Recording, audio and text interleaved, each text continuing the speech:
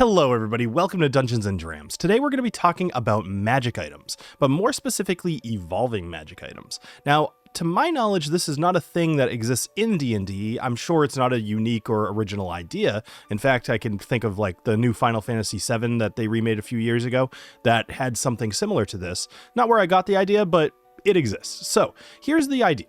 You have a weapon that you want to give to your players because it's really cool. Something, think like a flame tongue. But now they're stuck with that weapon unchanging for however many levels, and they're going to feel bad when they have to give it up for potentially something better. Like, we all get excited to get new gear, but the idea of like, well, this flame tongue sword is really cool, nobody else can use it, but that kind of stinks to just get rid of, right? So here's the idea. I want your weapons to evolve with you. I want them to change as you do certain things. Now, yes, your players will have to track a little something extra, but frankly, in my playtests that I've done with this, it's always been really cool, and the other players catch on to what these little trackers are, and they start getting excited when the item or the thing happens too. Let's get into the prompt, and then we'll talk through this a little bit more. We're over here in ChatGPT, and you can use whatever LLM that you want. I know there's a few new ones out there. There's some people have wanted me to do a compare and contrast. Maybe I might, but for the most part, I'm just trying to teach you how to think in terms of prompting. So we're going to get into this in a moment. But you can find all of these prompts for free on a free public post on my Patreon. So if you want to copy and paste them, go over there and they'll be easy to find. All right, so here's our initial prompt. So I am a dungeon master running Dungeons & Dragons 5th edition. I'm looking to create some original magic items. These should not be official content. These can be armor, weapons, trinkets, or potions. I consider a magic item to have the following attributes: name, rarity, physical description, magical abilities, requires attunement, that's a yes or no, and then charges if there's any sort of charges. I would like a slight addition as well. For any magic item, I would like you to make it evolve over time both in ability and visually. For example, I once created a weapon called the Spider Fang Maul. This maul incremented a tracker every time it attacked and hit a critical. So that was the idea, is I wanted every time this thing hit a critical to kind of charge up. And I even described it as the handle of the maul having these little glowing gems that every time that they crit, a new one would light up. And I didn't tell them what was happening.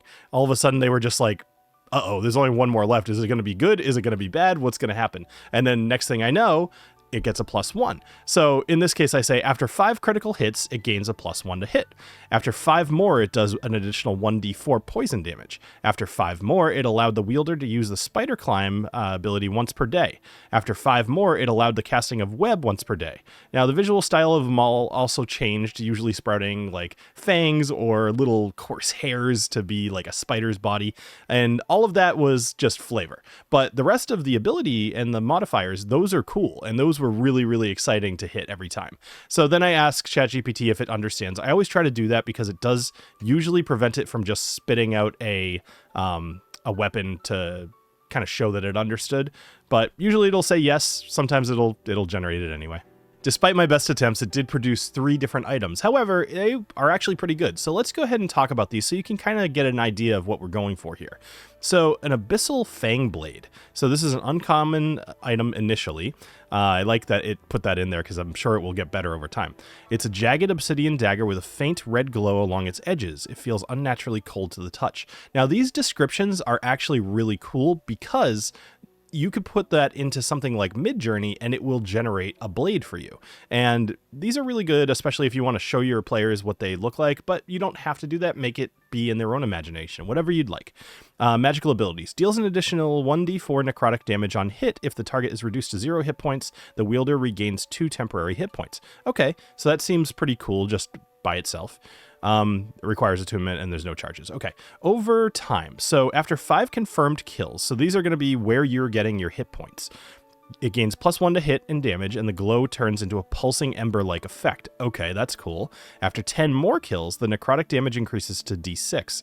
The dark veins appear in the wielder's hand while holding the dagger.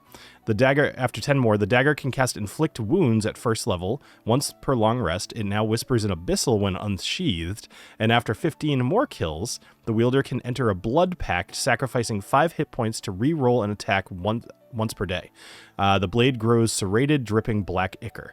Okay, that's awesome. And that I just like that a lot. So over time, you're going to be killing a lot of things, of course. And, you know, I would probably put this in the hands of a rogue. Maybe, maybe not. You never know. One thing I will note is this doesn't actually say... it does say it's a dagger. Okay. I might change the... Oh, sorry. It does say it's a dagger up here. So I might say that it's... I might change the prompt a little bit to have it list what type of weapon it is, if it is. But if I decide to do that and I have good luck, I'll put that over on the Patreon. Okay, the next one here is the Storm Warden's Plate. It's going to be rare initially. It's a set of blue steel half plate with silver trim, faintly humming with static electricity. Wonder what this is going to do. It grants resistance to lightning damage, and once per long day can discharge a static shock, which is a D8 lightning damage in a 5-foot radius. Okay, well that's really good for... crowd control to a degree, or at least making people regret swarming you. It does have attunement. It has no charges.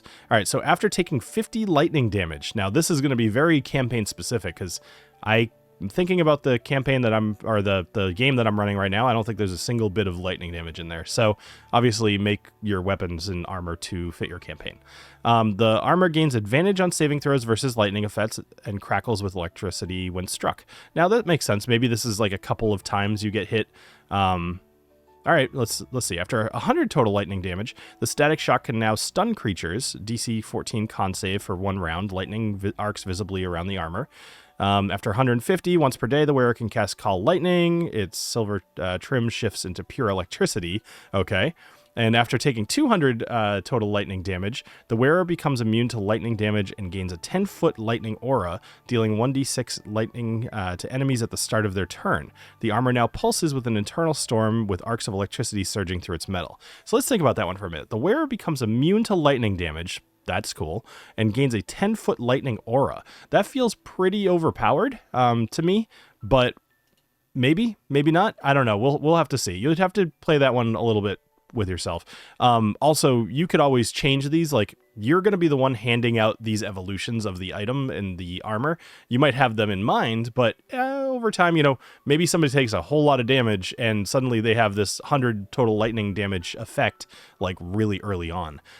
So, you know, play that as a DM. All right, and the last one I'm going to read here, the Trickster's Gambit. This one was cool. I actually like this one a lot. So, a simple copper coin with a grinning face on one side and a frowning face on the other. It always lands on heads when flipped by the attuned user. Okay. Okay. Magical abilities. The wielder may flip the coin once per short rest to determine advantage or disadvantage on their next ability check. Now, this is why I hesitated a little bit. Those are kind of conflicting because if it's always going to land on heads... I think that is more for RP. Like, you could, you know, trick somebody, hey, let's flip a coin. If it lands on head, it goes my way, kind of thing. I would absolutely play it that way as far as having this be the RP part, but the actual magical ability would be based off probably a real life coin flipped. Okay, it requires attunement after flipping it 10 times. So you've now decided 10 separate times to either give yourself advantage or disadvantage on something, which is always going to be a choice. The user may choose to re-roll any natural one on skill checks. The face on the coin smirks mischievously. After flipping 20 times, the user can cast Disguise Self once per day. The coin now seems to shift expressions slightly on its own. After 30 times, once per long rest, the user can change the outcome of an attack roll before knowing the result. The coin's expressions flicker between a grin and a scowl. And after 50 times, the coin allows 1 automatic success per long rest on an ability check or saving throw. The coin's face occasionally winks at the wielder. Okay, so... this is an uncommon item, which is good because it doesn't feel super powerful, but this is also something that you as a player, like, you're going to have a trinket, you're going to be attuned to it, and chances are this is going to just sit in your pocket for a while. You're going to have to go out of your way to really hit that 50 times though, which I think is great. I don't know. I kind of like that item. So I'm just going to pick a random weapon. So I'm just going to pick a weapon at random here. So I'm going to go with a crossbow. I'm not really going to give it any detail, although I certainly could. I could say, could you give me a crossbow that has something to do with ice or, I don't know, fire or whatever you want to do. Explosions. This generated the Harbinger crossbow. So it's uncommon. It's a sleek black wooden crossbow inlaid with silver filigree, depicting swirling winds. The string hums faintly when drawn as if the air itself resists being disturbed. Okay, cool. Magical abilities. It gives a silent shot when fired. The crossbow makes no sound. Okay, that's really cool. Piercing Wind. Once per long rest, the wielder can fire a shot that ignores half and 3/4 cover. That's also really cool. So it requires attunement and there's no charges. Okay. So evolution over time. After landing 10 successful attacks, the crossbow gains +1 to hit and damage, and its bolts leave a faint, wispy trail of wind behind them. Okay, so 10 is not going to be too hard to hit. So you might want to bump that up just a tad, or maybe not. You'll have to see. If you really think about it, like, so if you have a group of like 4 players and, you know, a few different combat encounters, if they're going out of the way to use the crossbow, they might get 2 to 3 per fight. So this is only going to take you, you know, 3 encounters, maybe 4 encounters before it upgrades the first time. So that's something to think about. After landing 20 successful attacks, the crossbow deals an additional 1d4 force damage. After 30, the wielder can cast Gust of Wind. After 40, the wielder can activate Whispering Gale, which allows a single shot to pass through up to 2 creatures in a line. Nice. The stock of the crossbow grows feather-like etchings that occasionally rustle as if caught in an invisible breeze. After 50 attacks, the crossbow gains an additional +2 to hit and damage for a total of 3. Hold on. The crossbow gains an addition... Oh, okay, yeah, because it had +1 earlier. When fired, the sound of a howling storm echoes briefly, and the wielder can choose to make 1 attack per day, a hurricane shot, knocking creatures hit by it 10 feet backwards. Okay, all of this is cool. I love this a lot. I'm tempted to generate a legendary weapon, but I think you get the point, and I think you should do that yourself. I hope you have a lot of fun with these magic items. They really can be a hit at your table. Don't give out too many of them. Maybe make this about somebody who otherwise doesn't have anything special going on at the moment, and really tailor it for that player, something that they want to do. For example, that Spiderfang Maul that I did, Molly's going to kill me, but Molly was one of my players in the campaign. She hates spiders in real life, so of course I made it a Spiderfang Maul and made everything about it spiders, because I'm kind of a jerk. All right, anyway, I hope you have a great rest of your day. I hope you've enjoyed this video, and I hope you go check out the Patreon where all of these prompts will be available for free. There's a link to that down in the description. Have a great rest of your day. Cheers.